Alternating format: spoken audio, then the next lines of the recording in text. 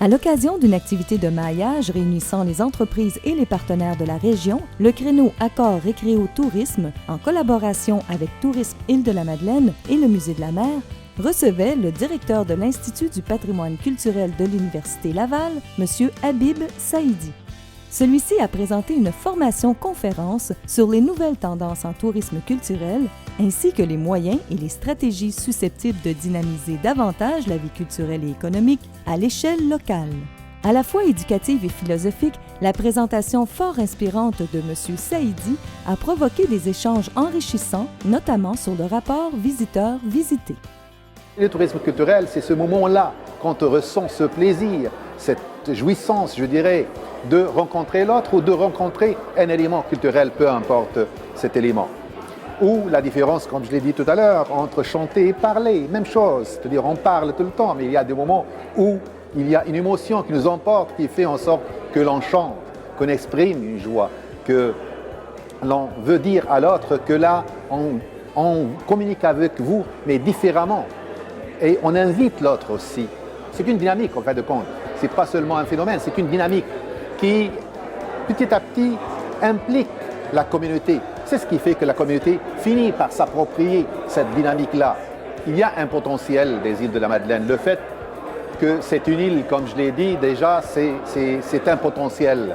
C'est-à-dire que comme il y a des spécificités, il y a des attractions qui font son image de marque. Et que justement, dans la perspective de ce développement dans son tourisme culturel, qu'on peut exploiter dans le bon sens. La présentation n'était pas une présentation statistique. C'est une présentation qui vous appelle plus à, je dirais, des concepts et puis à comme un peu l'histoire du tourisme, c'est-à-dire d'où ça vient, d'où ça part, et puis un peu comment on se situe aussi dans la multitude de tourisme possible dans le monde. Tu sais. Et puis, ça nous a fait voir aussi qu'on est très proche, là, je dirais, de ce qui pourrait être une tendance d'aujourd'hui. À peu de choses près, je trouve qu'on a déjà, nous autres, comme fait ce choix-là. Donc, il nous reste à comme un peu à voir comment est-ce qu'on va jouer avec ça. Mais entre autres, c'est le tourisme créatif, je pense, que j'ai retenu.